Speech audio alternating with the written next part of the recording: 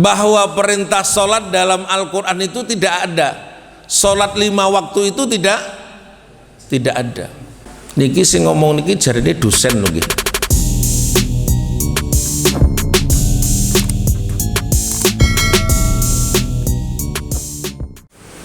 Bismillahirrahmanirrahim. Uhayyikum bitahiyyatil Islam, tahiyatan min indi rabbina wa tahiyatan li ahlil jannah. Assalamu alaikum warahmatullahi wabarakatuh. Alhamdulillahi rabbil alamin, wassalatu wassalamu ala nabiyyinal mursalin, nabiyyina Muhammadin sallallahu alaihi wasallam, arsalahu bil huda wa dinil haq liyudhhirahu ala ad-dini kullih wa kafa billahi shahida. Fa inna asdaqal hadis kitabullah wa khairal hadi hadi Muhammadin sallallahu alaihi wasallam wa syarrul umuri muhdatsatuha wa kullu muhdatsatin bid'ah wa kullu bid'atin dhalalah wa kullu dhalalatin finnar. Usikum wa nafsi bitaqwallah, ittaqullaha haqqa tuqatih, fala tamutunna illa wa antum muslimun. Allahumma arhamna bil Qur'an wa 'allimna minhu ma jahilna wa dhakkirna minhu ma nasina birahmatika ya arhamar rahimin. Amma ba'du.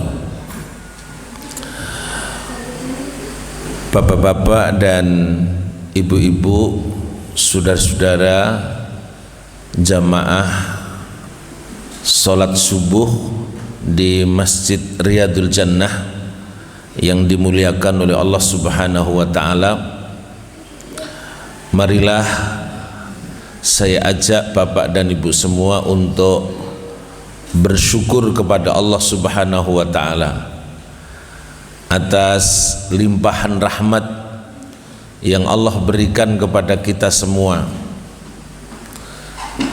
pasca kita semua mengalami ujian yang cukup berat, yaitu musibah pandemi COVID-19 ya, yang mendera kepada bangsa ini ya. Dan kini sedikit bisa bernapas lega, sedikit bisa longgar, hubungan kita bisa kita eratkan kembali, dan peluang dan kesempatan ini marilah kita gunakan. Saya mengajak kepada Bapak dan Ibu semua,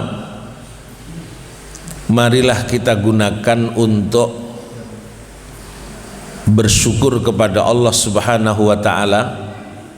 Marilah kita gunakan untuk memperbaiki diri kita ini. Mungkin ini adalah kehendaknya Allah. Di saat pandemi kemarin, di mana sebagian sahabat-sahabat kita, sedulur-sedulur kita, handai tolan kita, ada yang dipanggil oleh Allah Subhanahu wa taala, kita sampai detik ini masih diberi waktu, diberi kesempatan, dan sebagai jawaban terhadap pemberian waktu oleh Allah ini adalah tidak ada kata lain selain bersyukur dan memperbaiki diri ya. Ketika Nabi Muhammad sallallahu alaihi wasallam tanpa hentinya untuk menunaikan salat malam hatta yatawarrama qadamahu, sampai kedua kakinya itu bengkak, Aisyah mengenali kondisi itu. Lalu Aisyah bertanya, wahai Rasulullah, bukankah engkau ini sudah diampuni seluruh dosanya dan engkau sudah diangkat oleh Allah Subhanahu wa ta'ala dan engkau pasti memperoleh surganya Allah, tapi mengapa engkau ini masih saja untuk beribadah yang seberat itu dan sehebat itu? Maka Nabi kita Muhammad sallallahu alaihi wasallam memberikan jawabannya adalah dengan mengingatkan, afala akuna abdan syakur, ya. Tidakkah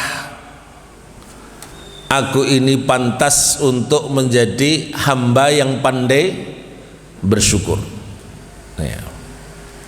Betapa tidak Bapak dan Ibu semua, kita sekian lama mengalami ujian ini, dan tidak sedikit dari saudara kita yang tadinya bersama kita berjamaah di tempat ini, mereka sudah dipanggil oleh Allah Subhanahu wa ta'ala. Betul apa tidak? Betul. Nah, kita belum dipanggil, maksudnya kita belum diwafatkan. Apa makna dari semua ini? Makna dari semua ini adalah sesungguhnya kita dikasih ruang untuk memperbaiki diri, ya. Ruang untuk memperbaiki diri agar nantinya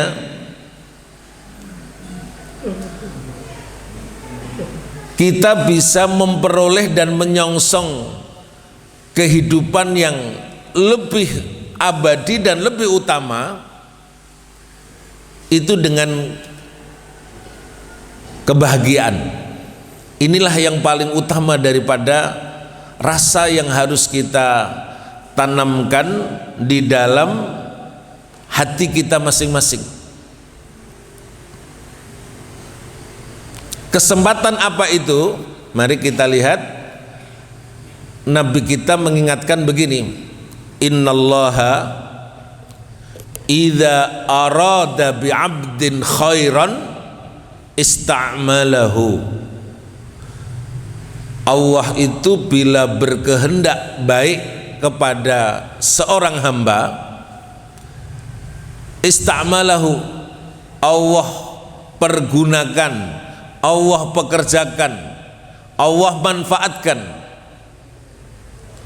Para sahabat belum mengetahui bagaimana cara Allah itu mempergunakan kita atau memperkerjakan kita.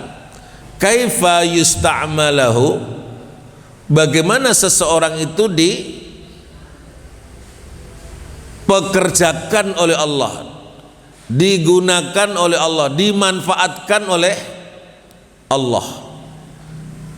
Maka Nabi kita Muhammad sallallahu alaihi wasallam menyatakan, ayyuwaffiqahu bi'amalin salih qabla mautihi, yaitu diberi taufik, ya, diberi hidayah yang khusus datang dari Allah, diberi kesempatan untuk bisa beramal soleh sebelum datangnya kematian itu, ya. Jadi diberi kesempatan, kita disuruh untuk memperbaiki, dan itulah makna yang paling indah yang kita dapatkan, ya. Karena sebagian kita, saudara kita, ya, sudah tidak sempat lagi dan terkena garis ketetapan kemarin. Maka yang bisa kita pahami, kesempatan hidup ini adalah Allah sedang memberikan kesempatan, memberikan waktu, dan waktu itu kata Rasulullah, bila itu digunakan oleh Allah, dipekerjakan oleh Allah, maka diberi taufik, diberi hidayah yang khusus datang dari Allah untuk bisa beramal soleh qabla mautihi. Dan amal-amal soleh yang ditegaskan oleh Allah Subhanahu wa ta'ala, yang mesti kita jaga dalam kehidupan berbangsa dan bernegara ini, setidaknya Allah Subhanahu wa ta'ala memerintahkan untuk melaksanakan 3 hal. Berapa Bapak Ibu? 3 hal saja. 3 hal inilah yang coba kita pahami perintah Allah ini dari bagian amal soleh yang penting dalam kehidupan ini.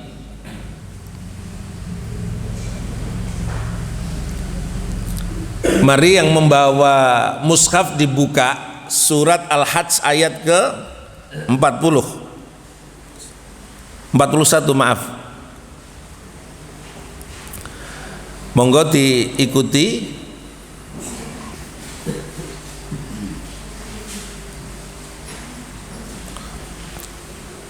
Saya talqin sedikit-sedikit.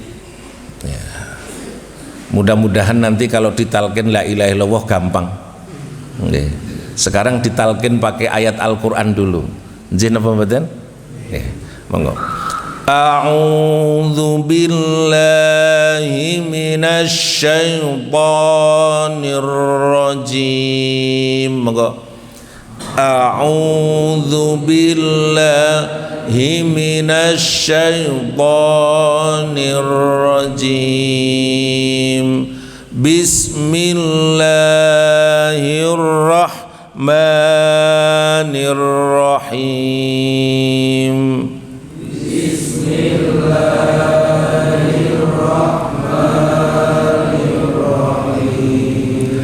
Alladzina immakkannahum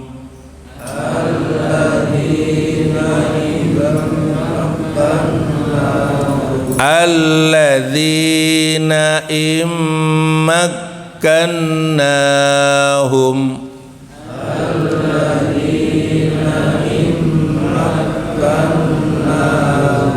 immakkannahum fil ardh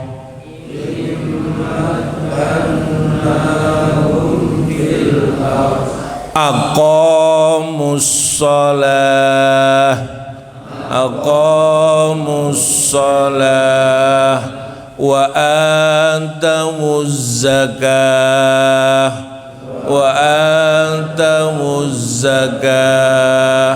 wa amaru bil ma'ruf wa nahaw 'anil munkar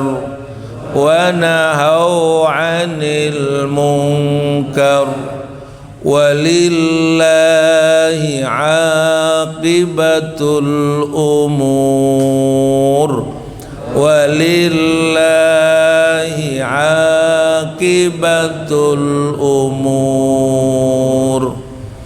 Monggo kita wangsuli sekedhik mawon, sebab ini penting. Ada 3 pesan penting dari Allah Subhanahu wa ta'ala agar kita dipekerjakan oleh Allah untuk 3 hal ini. alladzina immakkannahum fil ard, alladzina immakkannahum fil ard aqamus shalah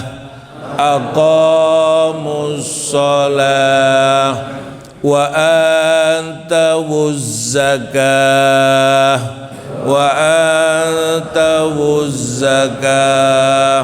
wa amaru bil ma'ruf wa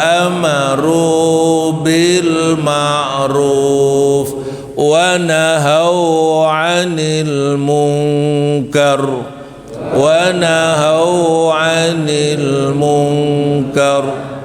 walillahi 'aqibatul umur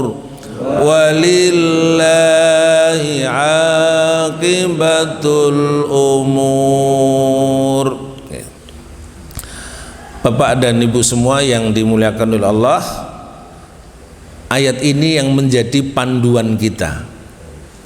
Kita mesti ngapain? Kita mesti berbuat apa ini? Dikasih kesempatan sekarang ini mesti berbuat apa? Ya. Alladzina immakkannahum fil ard, orang-orang yang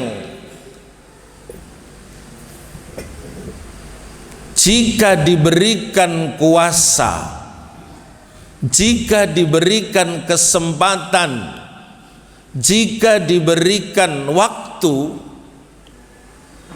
fil ard untuk tinggal di muka bumi ini, apalagi punya kuasa. Semua kita ini punya kuasa, setidaknya berkuasa kepada dirinya sendiri atau berkuasa di dalam keluarganya atau berkuasa dalam skala-skala yang di atasnya. Bisa jadi. Apa yang mesti kita lakukan kesempatan yang sebaik ini? Maka Allah memberikan bimbingan kepada kita.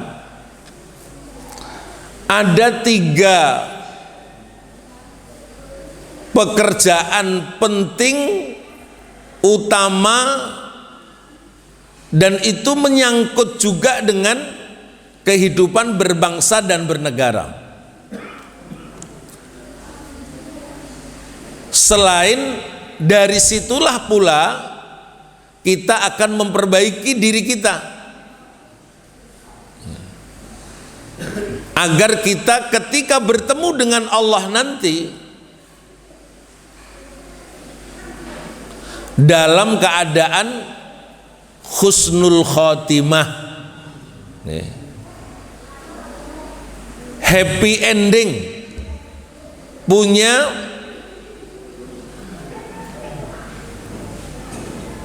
akhir kehidupan yang baik.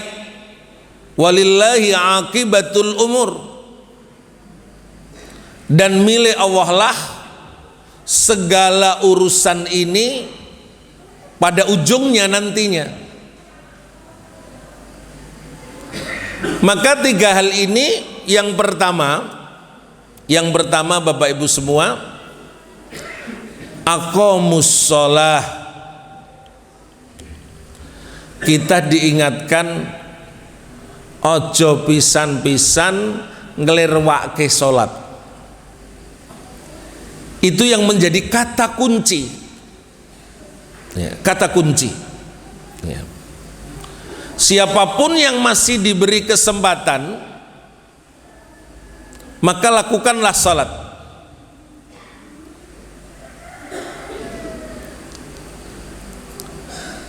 Di mana sholat itu kemudian dirancukan kali ini oleh sekelompok orang, oleh sekelompok pihak, bahwa perintah sholat dalam Al-Quran itu tidak ada. Sholat 5 waktu itu tidak ada.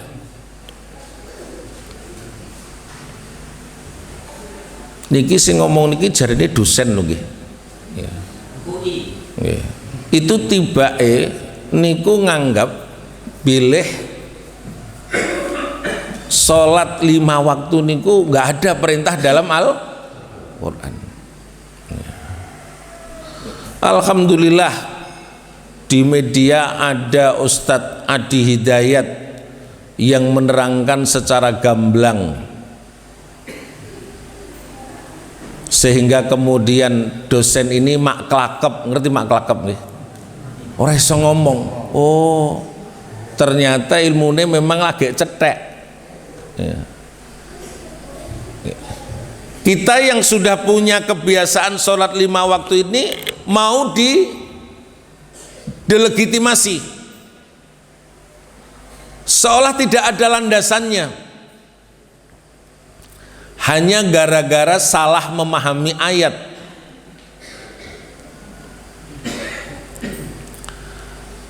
Yang kedua,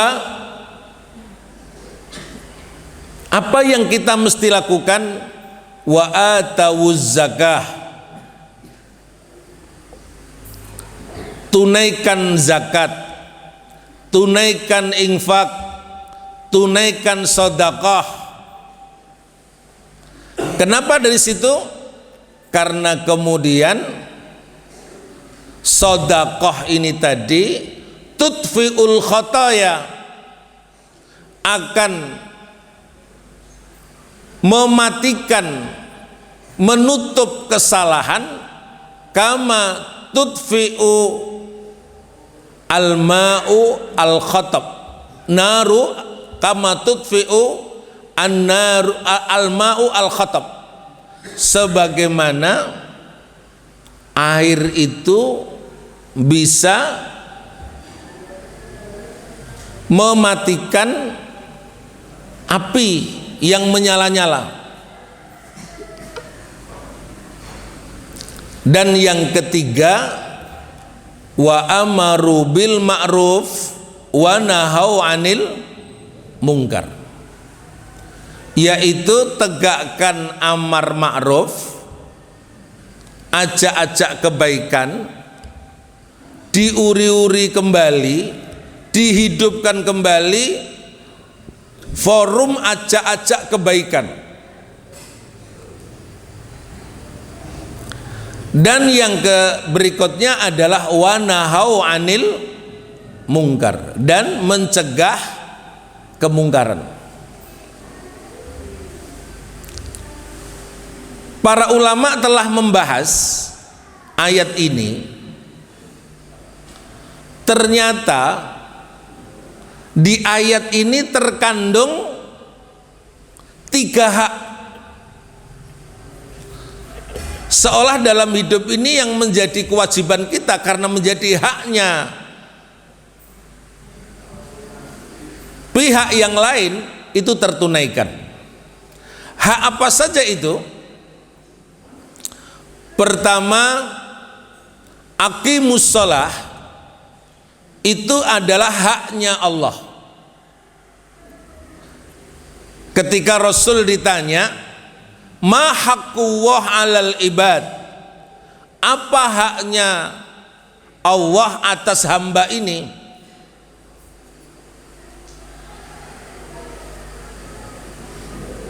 Yang otomatis itu menjadi kewajiban kita karena itu haknya Allah.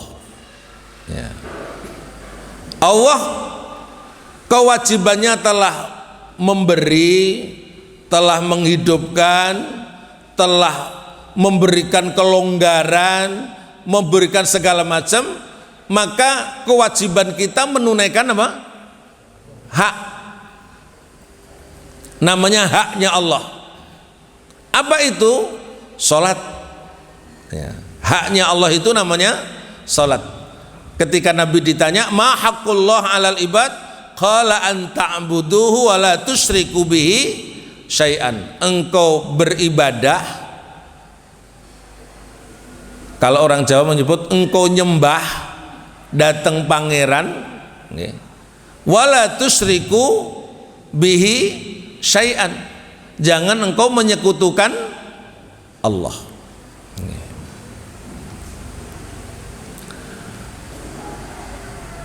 Dan yang kedua, dalam ayat ini terkandung pula hak bermasyarakat, peduli dengan manusia yang lain, peduli dengan masyarakat yang ada di sekitar kita. Kenapa? Karena kita pasti tidak akan bisa hidup sendirian. Maka wajib menunaikan apa? Haknya masyarakat, haknya bermasyarakat, haknya bersosial. Itu wajib kita tunaikan. Entah dalam bentuk infak, dalam bentuk sedekah, atau dalam bentuk yang diwajibkan karena sudah sampai nisab, namanya zakat. Ya, namanya zakat. Kenapa ini menjadi hak?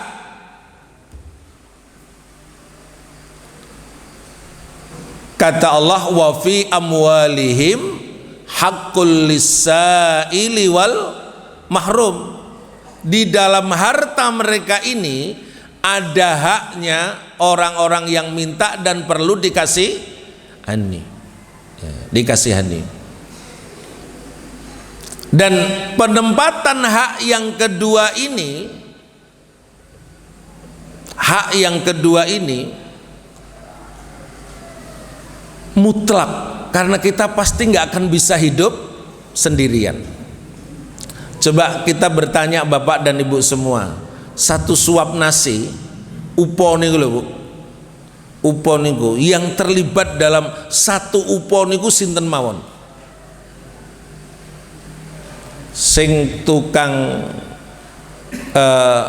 nanam, tukang tandur dan kemudian matun, terus sebelumnya ada tukang garu, terus kemudian ada tukang mengetam, terus nyelep, terus masak, terus menghidangkan, banyak banget dan tidak sendirian.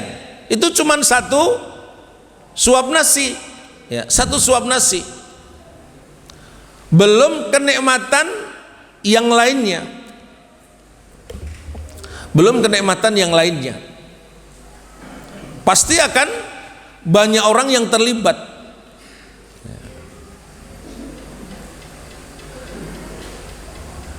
Kita ini nanti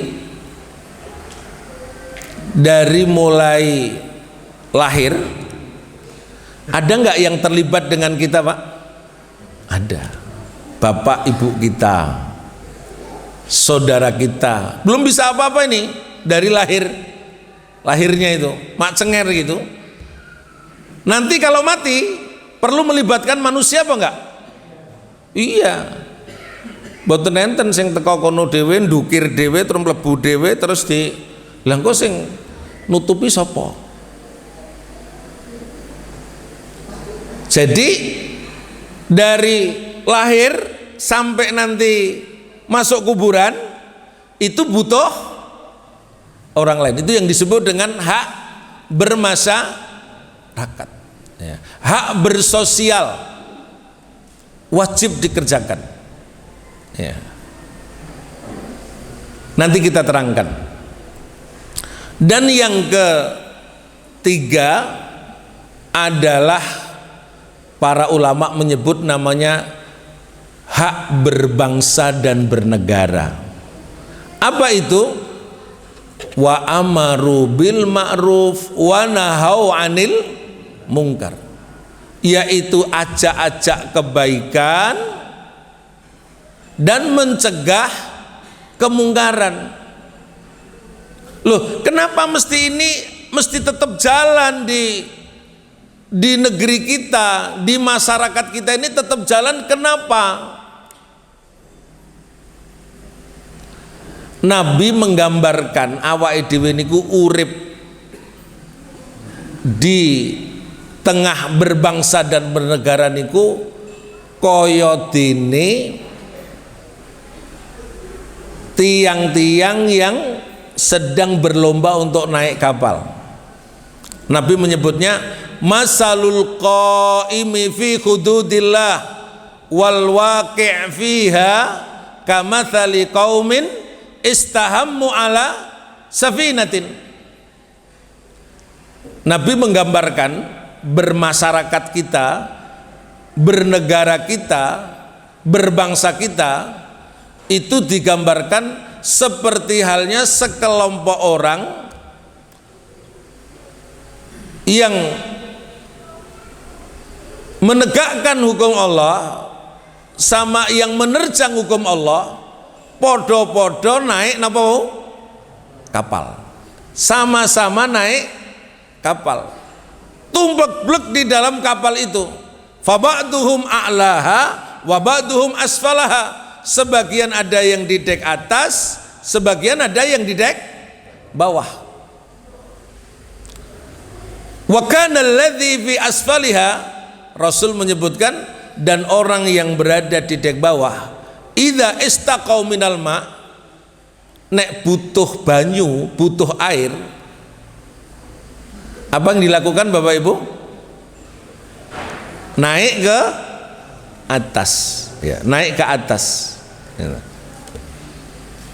Marru alaman fauqahum, dia akan pasti melewati orang yang berada di dek atas. Maka kemudian karena ada ego di antara mereka, merasa yang di dek atas itu terganggu, seliwar-seliwar, agak turu seliwar-seliwar, munggah medun. Sing isor butuh banyu napa mboten? Butuh. Sing dhuwur butuh istirahat napa mboten? Butuh. Kalau ini tidak dipahami, lalu timbullah keinginan lau anna kharaqna fi nasibina kharqan. Orang-orang yang di dek bawah itu mengatakan begini, kata Rasulullah, kalau kami lobangi saja kapal ini untuk kami mengambil hak kami untuk air, falam nu'dhi man fauqana, niscaya kami tidak akan mengganggu privasi orang yang berada di dek atas. Masuk akal apa mboten Bapak Ibu?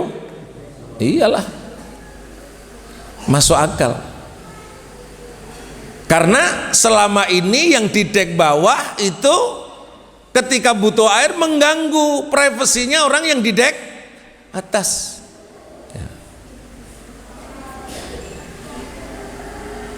Nabi mengatakan begini, wa in tarakuhu wa ma aradu, kalau orang yang pengen melobangi ini tadi, ya, wa ma aradu, dan apa yang dia inginkan, apa yang terjadi? Halaku, mereka yang itu ya hancur, wahalaku jami'an, dan semua penumpang juga hancur, ikut karam Pak, ikut karam. Sing karam nanti bukan saja yang mana? Yang lobangi, tapi yang seluruh yang tinggal di mana? Kapal itu. Tapi kebalikannya, wa in akhadhu ma bi aidihim, jika dicegah orang ini, ma bi aidihim, apa keinginan tangan mereka tadi, najau wa najau jami'an, orang yang pengen melobangi tadi dicegah itu jadi selamat, wa najau jami'an, dan seluruh penumpang di kapal tersebut jadi selamat. Muslim ini ada di dalam kitab Riyadhus Shalihin, kata dia bahwa amar ma'ruf nahi mungkar itu garda terdepan dalam berbangsa dan bernegara. Artinya gini, ketika ini mboten enten, mboten jalan, dengan cara apapun nggak berjalan, dan terjadi pembiaran, maka yang hancur itu bukan yang pelaku jahatnya saja, tapi juga seluruh masyarakat juga terkena dampak. Maka penggambaran Rasulullah tadi begitu hebatnya. Kita ini terkait dengan manusia yang lain, tidak boleh semena-mena, tidak boleh seenaknya. Itu seperti kita sama-sama menaiki sebuah kapal tadi. Entah kapal itu yang bernama Filipina, Thailand, kapal itu bernama Indonesia, Malaysia, berlayar di tengah samudra dengan goncangan yang sangat besar. Tapi kalau tidak ada amar ma'ruf nahi mungkar, maka kemudian inilah yang jadi malapetaka kita. Jadi betapapun susahnya, betapapun sulitnya untuk ajak-ajak kebaikan, karena ini jadi garda terdepan bagi bangsa ini, lakukan Bapak Ibu semua. Maka ketika Mas Sayaf hadir ke kantor Dewan Dakwah untuk meminta kajian Ahad pagi, subuh, perhelatan subuh di MRJ, saya nyatakan bagus dan saya dukung, walaupun di jam ini saya mestinya di Magelang, tapi ini penting, sangat penting, karena ini adalah media untuk ajak-ajak kebaikan ini. Ben selamat kabeh, ben selamat negarane, aku yang melu selamat nanti kalau ini dijalankan. Niki le praim pun pinten tahun Pak? Masya Allah, 2 tahun ra kroso. Ya. Mangan turu, mangan neh, turu neh, gitu ya. Ya. Sampai ada yang berbuat kemungkaran,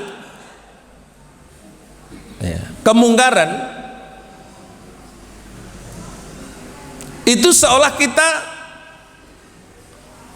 tutup mata semua, tutup mata semua. Ada 3 kemungkaran yang dicatat selama pandemi ini, Pak. Sing paling pokok itu keluar peraturan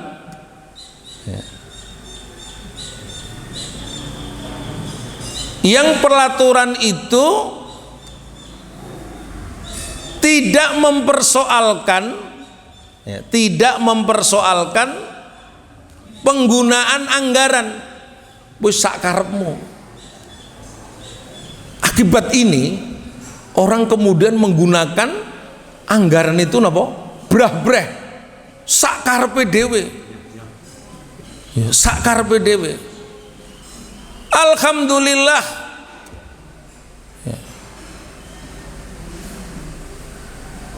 Konstitusi, Mahkamah Konstitusi itu sadar dengan ini, Pak. Segera mencabut. Nggak boleh seperti ini. Bertindak brah-breh seperti ini nggak boleh. Maka kemudian Mahkamah Konstitusi ngapa? Mencabut peraturan yang mengatur tentang penggunaan apa nih? Anggaran tanpa ada audit, tanpa ada apa nih? Audit. Dampak dari itu, sebagian umat, sebagian oknum memanfaatkan, sehingga terjadilah apa yang disebut dengan korupsi di masa pandemi. Kok yo tego-tego men korupsi di masa apa? Pandemi. Iki lho, lagi do semaput kabeh, lagi do butuh kabeh. Tapi ada justru ini menteri. Nah, coba menteri yang melakukan apa? Korupsi.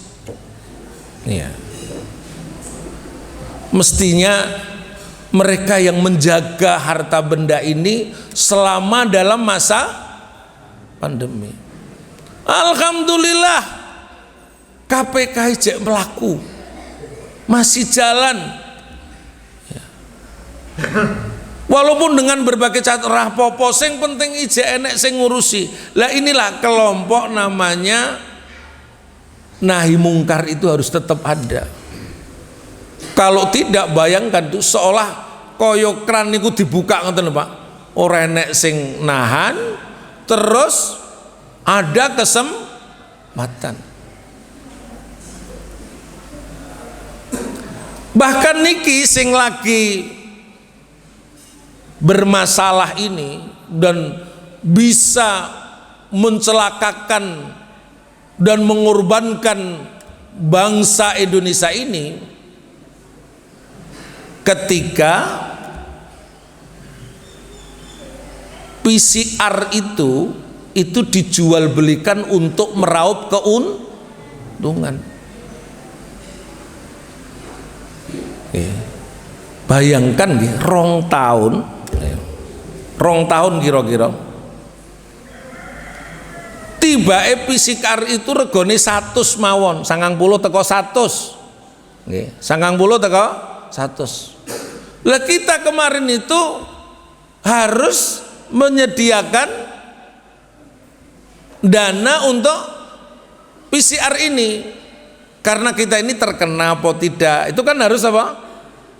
Ngecek. Betul tidak? PCR harus dilakukan. Mau bepergian harus juga dengan apa nih? Tes PCR. Mau kemanapun juga pakai apa nih? Tes PCR. Jadi anggarannya kita dalam jalan itu tambah napa mboten? Tambah. Mestinya pada kondisi terjepit seperti ini, kondisi yang serba sulit seperti ini, orang tidak boleh meraup keuntungan seenaknya. Ya jelas niki namanya meraup keuntungan. Regone mung kira-kira 100-an. Sakniki regone, ndek mbiyen regone jenengan nek PCR tes niku pinten Pak? Sak yuta nganti bahkan saat genting-gentingnya itu songkoake kudu bayar sak yuta 500 gitu ya. Itu pun sulit. Nah, jadi kalau begitu saya bertanya kepada Bapak dan Ibu semua, di negeri ini butuh tidak amar ma'ruf nahi mungkar? Butuh sekali. Kalau enggak awake dhewe ajur kojur kabeh, hancur-hancuran semua kita ini kalau tidak ada. Maka hak berbangsa dan bernegara ini yang disebut dengan amar ma'ruf nahi mungkar itu harus dijalankan dalam kondisi sesulit apapun. Niki mboten ngajak demo, mboten ngajak ngeten. Mboten. Pokoknya lakukan upaya menasihati. Ya. Menasihati kepada mereka-mereka yang mungkin punya potensi untuk penyimpangan. Lakukan itu, nasihat-nasihat itu. Sekedar lewat WA, sekedar mungkin bahkan salah satu caranya sekedar mengeluh kepada Allah. Itu hebat sekali ya, mengeluh kepada Allah. Jadi di Quran itu Pak, itu salah satu nasihat itu dengan cara mengeluh kepada Allah ya. Ketika Musa dan Harun itu diperintahkan oleh Allah, idhaba ila fir'auna innahu tagha. Wahai Musa dan Harun, pergilah engkau kepada penguasa Fir'aun. Innahu tagha, sesungguhnya dia telah melampaui batas. Allah yang memerintahkan itu.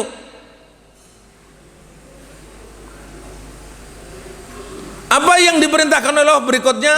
Faqula lahu qaulan layyinan. Katakan kepada siapa? Fir'aun, wahai Musa dan Harun, katakan Anda berdua kepada Fir'aun dengan perkataan yang lembut, perkataan yang santun. Benar, Musa dan Harun itu betul-betul mendatangi, dan apa yang diminta oleh Allah dia jalankan. Tapi ketika tidak ada perubahan, bibar lunak ngeten niki pripun Pak? Kira-kira cocoknya pripun? Ayo, cocoknya napa? Kan itu perintah lunak sudah, bar niku terus kon ngopo? Iya, mungkin candaane sing nom-nom ya nganggo godokan gitu ya. Nganggo napa? Kasar.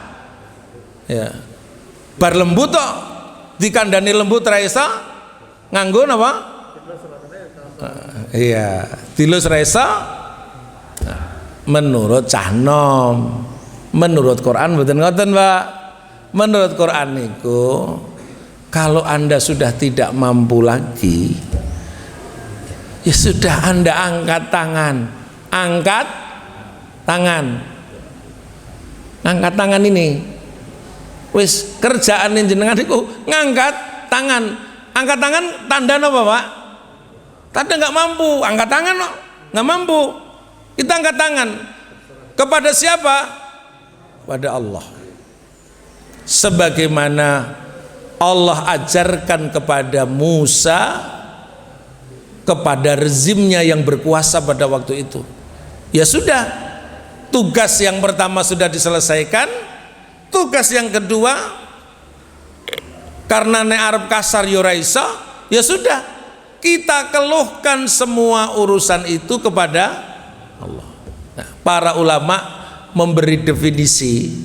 Jadi di antara nasihat itu Pak, yang sangat jitu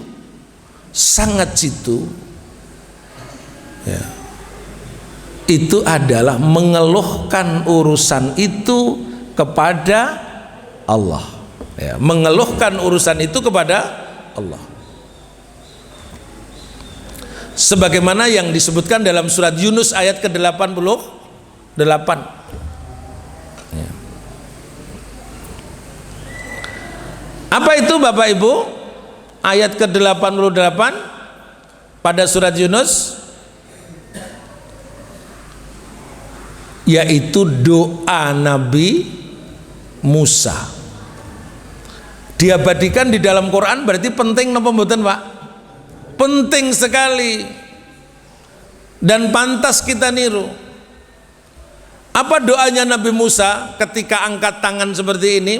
Rabbana innaka ataita fir'auna wa mala'ahu zinatau wa amwala. Rabbana liyudillu an sabilik. Wahai Rabb kami, innaka ataita fir'auna wa mala'ahu zinatau wa amwala. Engkau telah datangkan kepada Fir'aun itu dengan zinatau wa amwala, berbagai hamparan harta dan perhiasan dunia dalam kehidupan di dunia ini. Rabbana liyudillu an sabilik, wahai Rabb kami, semua itu dipakai untuk menyesatkan dari jalanmu. Itu namanya mengeluhkan. Nah, ini ada teori dari ayat ini Bapak Ibu. Itu ketika berdoa itu yang paling bagus itu mengeluh dulu, Pak. Ngeluh dulu. Keluhkan semua itu, urusan itu kepada siapa? Allah. Yeah. Baru kemudian inti doa yang mau disampaikan. Rabbana tmis ala amwalihim. Ya Allah, gulunglah semua kuasanya Fir'aun.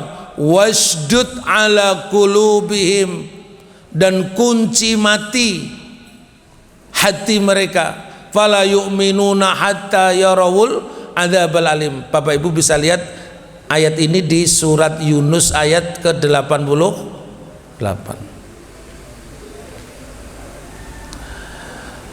Jadi apapun ketimpangan yang sedang kita hadapi, mencegah juga nggak punya tangan,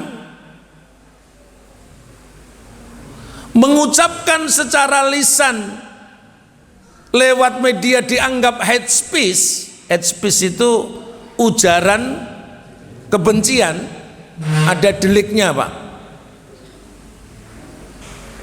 Tetap nggak kita ini melakukan amar ma'ruf? Jawabannya apa? Tetap. Caranya gimana tadi? Mengeluh kepada Allah seperti Nabi Musa. Seperti Nabi Musa. Mau berontak? Berontak kan bisa nggak? Ya sudah. Kita masih punya Allah. Keluhkan semua urusan kehidupan ini, ketimpangan-ketimpangan ini kepada siapa? Allah. Selipkan dalam doa-doa. Dalam doa-doa. Karena ad-du'a huwa silahul mu'min. Doa itu adalah senjatanya orang mukmin. Ini yang kadang kita lupa. Bersolat, mendoakan negaranya, mengeluhkan persoalannya kepada Allah, itu jarang kita lakukan. Betul apa betul, Pak? Iya. Biasanya jaluk untuk dirinya sendiri. Ya. Tapi padahal ada hak untuk bernegara. Ya sudah, mengeluh saja, mengeluh sama Allah. Ya, mengeluh sama Allah. Itu yang terbaik. Karena itu kita dibimbing oleh Al-Quran untuk bisa menjalankan. Ya. Biarkan mekanisme Allah, caranya Allah untuk menghentikan korupsi. Biarkan caranya Allah, ya, untuk menghentikan potensi kerugian negara akibat PCR yang bertriliun-triliun. Biarkan. Ketika tangan ini sudah nggak mampu, sampaikan, Anda angkat tangan saja kepada Allah. Maka ada syariat pada kondisi seperti ini, niku lendo ngopi kantuk ngangkat napa? Tangan setinggi-tingginya. Boleh mengangkat tangan setinggi setingginya. Ya. Tanda kepasrahan, tanda ketaatan. Ya. Nah, bila hak ini ditunaikan Bapak dan Ibu semua, ya, maka kita semua itu akan punya dampak baik. Itulah yang dimaksud dengan walillahi akibatul umur. Milik Allah lah semua akibat urusan-urusan di masa yang akan datang.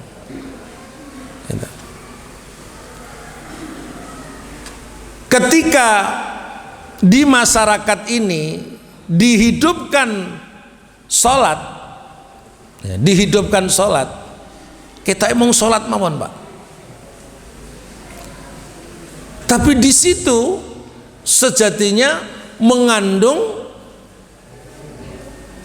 faidah yang sangat besar, sangat besar. Maka budaya menghidupkan kembali datang ke masjid yang beberapa waktu kemarin dibatasi, itu sebaiknya kemudian dihidupkan kembali, dikuatkan kembali di antara kita. Jadi haknya Allah tunaikan dulu, haknya Allah ditunaikan, yaitu melakukan apa nih? Salat. Maka Allah pun memerintahkan kepada setiap hamba yang punya kuasa di dalam rumah, wa'mur ahlaka bis-shalah wastabir 'alaiha. Perintahkan keluargamu untuk menunaikan salat dan bersabarlah kalian dalam urusan ini. Karena punya dampak yang sangat luar biasa. Dan kembalikan hukum asli daripada sholat itu adalah berjamaah. Apa Bapak Ibu? Hukum asli daripada sholat. Karena Allah perintahkan warka'u ma'arraki'in, sholatlah Anda bersama dengan orang-orang yang rukuk. Sholat dhewe nek ngomah ngoten niku ya ora enak. Selama 2 tahun niki lah do sholat enten putih. Nek ngomah sebagiannya ya. Takut nanti masjid itu jadi sumber apa nih? Pandemi, ya, sumber pandemi. Ya. Sedangkan yang di pasar mereka berkerumun, yang di mal mereka berkerumun, di tempat-tempat pabrik berkerumun, semua berkerumun. Yang di sini cuman kira-kira 5 sampai 10 menit itu yang dianggap bahwa masjid niki sumber malah petaka. Padahal itu sumbernya barokah Pak. Ya. Sumbernya apa? Barokah. Ya. Kenapa? Karena tujuannya memiliki tujuan yang sama. Sedangkan yang ke pasar niku sing arep celemer yo akeh, arep ngapusi yo akeh, arep golek untung dhewe yo akeh. Gitu ya. Itu yang terjadi, perbedaan niat. Nah, kita upayakan kembali karena perintah itu pernah dibahas dalam kitab Ahamiyatus Shalah. Ahamiyatus Shalah, haknya Allah ini fardu ain untuk ditunaikan. Beliau mendasari dengan surat An-Nisa ayat 102. Fa idza qumta fihim fa aqamta lahumus shalah. Apabila engkau berada di tengah-tengah mereka dan sedang menunaikan salat, niki perintah sholat saat terjadi peperangan. Apa perintah sholatnya? Hendaklah engkau sholat bersama sekelompok orang. Maksudnya shaf yang pertama. Fa idza sajadu falyakunu min waraikum. Apabila sedang sujud, hendaklah ada yang ada di belakang yang menjaganya. Ini juga penting nih, jadi pelajaran untuk kita. Jadi nek pas sholat ngeten niki mboten semuanya sholat, mesti harus ada yang apa? Jaga, Pak. Mesti harus ada yang jaga. Allah perintahkan wal ta'ti ta'ifatun ukhra lam yusallu fal yusallu ma'aka. Hendaklah kelompok yang tadi jaga, yang belum sholat bersama kamu, datang ke sini dan sholat bersama kamu. Ini yang dibahas oleh ulama, bahwa sholat berjamaah itu fardu ain, nggak bisa diwakili. Seperti lazimnya di tengah-tengah kita seringkali ada nanti singkon makili anake karo TPA sisan, terus bapaknya nopo ya klekaran nek ngomah. Dan ini tentu nggak bisa diwakilkan seperti ini. Menurut ayat ini Bapak Ibu semua, itu adalah kita disuruh untuk melakukan sholat berjamaah. Seluruh handetolan diajak, dibangunkan, dibawa ke masjid. Karena itu nilainya lebih tinggi. Memang boleh sholat berjamaah di rumah, boleh dong, karena Nabi menyatakan bahwa waju'ilatil ardu tahuran wa masjidan, telah dijadikan semua tanah di berbagai tempat itu bersih dan sebagai masjid. Boleh asal berjamaah.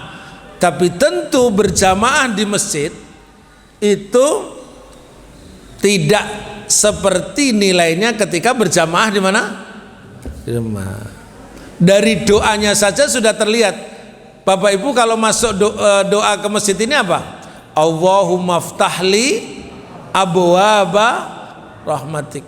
Itu di bulan baleni ping 5 rahmat Allah itu turun, Pak, gara-gara apa? Salat. Maka kami itu di Dewan Dakwah Pusat itu dapat peluang untuk membina seluruh pegawai perusahaan mobil, otomotif mobil, ribuan, Pak. Ya. Punya cerita di mana perusahaan ini itu sebelum ada pembinaan sholat dan kultum, setelah sholat duhur itu terjadi pencurian miliaran tiap pekan, Pak, miliaran. Kenapa? Setelah diteliti tiba ada oknum pegawai ya niku nek bar mulih sangka kerja niku ngantongi spare part. Itu ternyata nek dikumpulke itu ya spare part cilik-cilik jadi gede, regane miliaran. Tapi setelah bekerja sama dengan kami ini makpet, keuntungannya tetap utuh dan etos kerjanya semakin tambah bagus. Coba, nggak ngasih peraturan Para ustadz ini nggak ngasih peraturan, cuman ngajak sholat duhur kemawon. Ya, sholat duhur kemawon. Nanti sekitar 7 menit diberi nasihat. Habis itu silahkan kerja lagi. Begitu dibina terus dengan sholat dan kultum itu berubah. Ya. Saya berharap budaya sholat berjamaah di masjid ini sak keluarga niku digawa kabeh. Mudah-mudahan haknya Allah ini tertunaikan, lalu kita dapat kebaikan semuanya. Masih ada satu yang belum saya terangkan secara detail karena butuh waktu yang rada panjang, tentang bagaimana tata cara menginfakkan hartanya sebagai hak bermasyarakat. Tapi walaupun ini belum diterangkan, saya berharap kita sedang ada musibah Gunung Semeru meletus mendadak, Pak. Ya. Kok bisa ya mendadak, gitu ya. Ya. Maka saya memohon melalui majelis ini untuk mendermakan sebagian hartanya untuk kepentingan saudara-saudara kita yang ada di Gunung Semeru. Nabi menyatakan man naffasa an akhihi kurbatan min kurabid dunya naffasallahu kurbatan min kurabid dunya wal akhirah. Barang siapa yang meringankan kesulitan saudaranya di dunia, maka Allah akan ringankan kesulitan dia di dunia dan di akhirat. Nah, mudah-mudahan ini peluang dan kesempatan untuk kita semua. Insya Allah untuk materi yang ketiga, tata cara berinfak, bersedekah, berzakat untuk membangun sosial kemasyarakatan, insya Allah kami terangkan pada kesempatan yang lain kalau nanti ada kesempatan lagi. Mohon maaf waktunya tidak cukup, insya Allah nanti di waktu yang lainnya. Terima kasih. Wabillahi taufiq wal hidayah. Assalamualaikum warahmatullahi wabarakatuh.